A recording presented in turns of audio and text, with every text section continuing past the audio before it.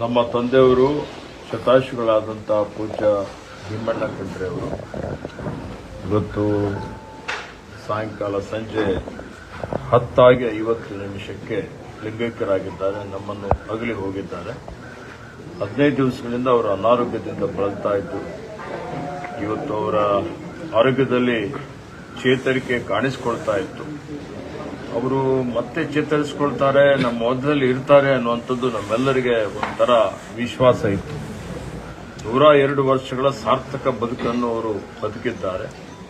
ಅವರು ಅನಾರೋಗ್ಯ ಇದ್ದಂತಹ ಸಂದರ್ಭದಲ್ಲಿ ಸಾವಿರಾರು ಜನ ಇವತ್ತು ಅವರಿಗಾಗಿ ಪ್ರಾರ್ಥನೆ ಮಾಡಿದ್ದಾರೆ, ಅವರಿಗಾಗಿ ಪೂಜೆ ಸಲ್ಲಿಸಿದ್ದಾರೆ.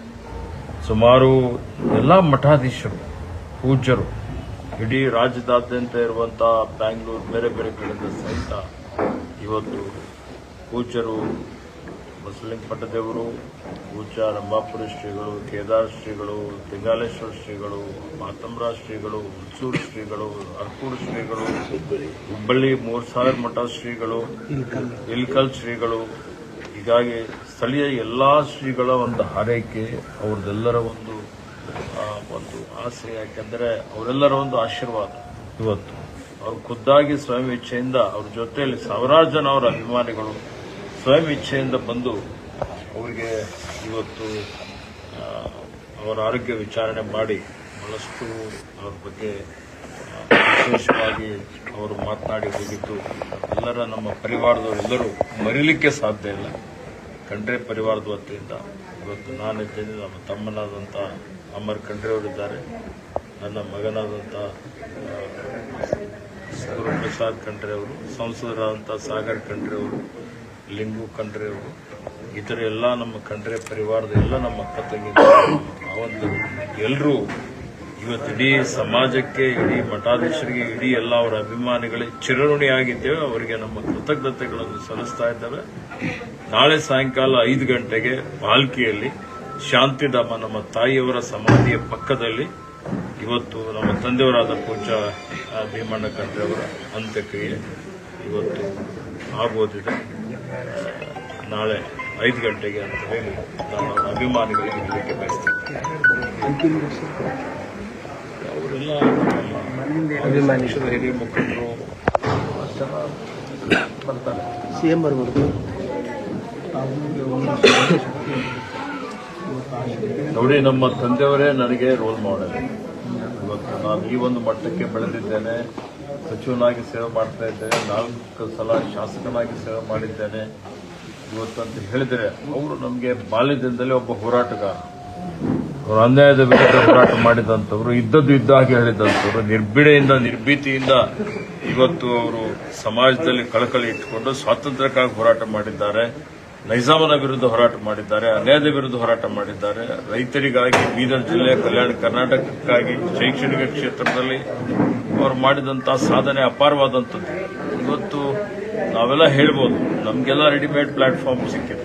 ಅವರು ಸ್ವಯಂ ಶಕ್ತಿಯಿಂದ, ಸ್ವಯಂ ಬಲದಿಂದ ಇವತ್ತು ಒಂದು ರೀತಿಯಲ್ಲಿ ಹೋರಾಟನೇ ಬಹಳ ಅತ್ಯಂತ ರೋಮಾಂಚನವಾದಂಥ ಒಂದು ಹೋರಾಟ ಅಂತ ಹೇಳ್ಬೋದು. ಇವತ್ತು ಅನೇಕ ಕೈಗಾರಿಕೆ, ಕೃಷಿ ಆಧಾರಿತ ಕೈಗಾರಿಕೆಗಳನ್ನು ಸ್ಥಾಪನೆ ಮಾಡಿ ಸಾವಿರಾರು ಜನರಿಗೆ ಉದ್ಯೋಗ ಕೊಡಿಸುವಂತ ಕೆಲಸ ಮಾಡಿದ್ದಾರೆ.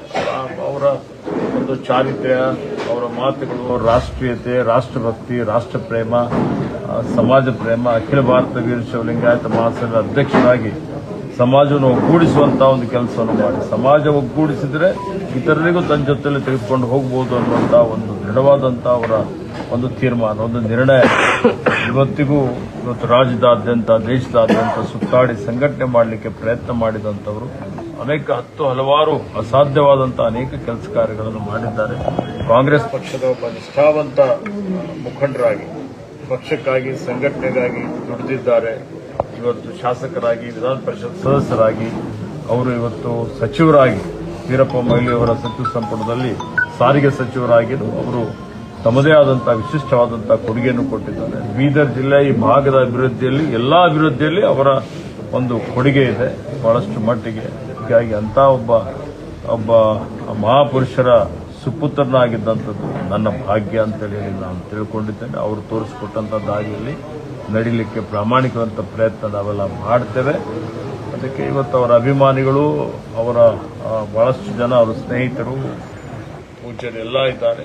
ಎಲ್ಲರೂ ಇವತ್ತಿನ ದಿವಸ ಅವರಿಗೆ ಒಂದು ಆತ್ಮಕ್ಕೆ ಶಾಂತಿ ಕೋರಬೇಕು ಅಂತೇಳಿ ನನ್ನ ಪರವಾಗಿ ನಾಡಿನ ಜನತೆಗೆ ನಾನು ವಿನಂತಿಯನ್ನು ಮಾಡ್ತೇನೆ. ಅವರ ಕಟ್ಟಿದಂಥ ಸುಮಾರು ಜನ ಮಹಾಪುರುಷರು ಮಹಾಸಭೆಯಲ್ಲಿ ಸೇವೆಯನ್ನು ಮಾಡಿದ್ದಾರೆ. ಶತಾಯುಷಿಗಳಾದಂಥ ಪೂಜ್ಯ ಶಿವಕುಮಾರ್ ಮಹಾಸ್ವಾಮಿಗಳು ಮಹಾಸಭೆ ಅಧ್ಯಕ್ಷರಾಗಿದ್ದರು. ಇವರು ಸುಮಾರು ಲಕ್ಷಾಂತರ ಸದಸ್ಯತ್ವವನ್ನು ರಚನೆ ಮಾಡಿ ಗುರುವಿರಕ್ತರನ್ನು ಒಗ್ಗೂಡಿಸುವಂಥದ್ದು, ಇವತ್ತು ಸಮಾಜವನ್ನು ಮುನ್ನಡೆಸುವಂಥದ್ದು, ಸಂಕಷ್ಟ ಬಂದಂತಹ ಸಂದರ್ಭದಲ್ಲಿ ಇವತ್ತು ಎಲ್ಲರೂ ಸೇರಿ ಅನೇಕ ರೀತಿಯ ಕೆಲಸ ಕಾರ್ಯಗಳನ್ನು ಮಾಡಿದಂಥದ್ದು ಇವತ್ತು ಈ ನಾಡಿನ ಜನತೆ ಎಲ್ಲರಿಗೆ ಗೊತ್ತಿದ್ದಂಥ ವಿಷಯವಾಗಿದೆ. ಹೀಗಾಗಿ ಅವರೆಲ್ಲರಿಗೆ ನಾನು ಕೃತಜ್ಞತೆಗಳನ್ನು ಸಲ್ಲಿಸುತ್ತೇನೆ ತಮ್ಮ ಮುಖಾಂತರ.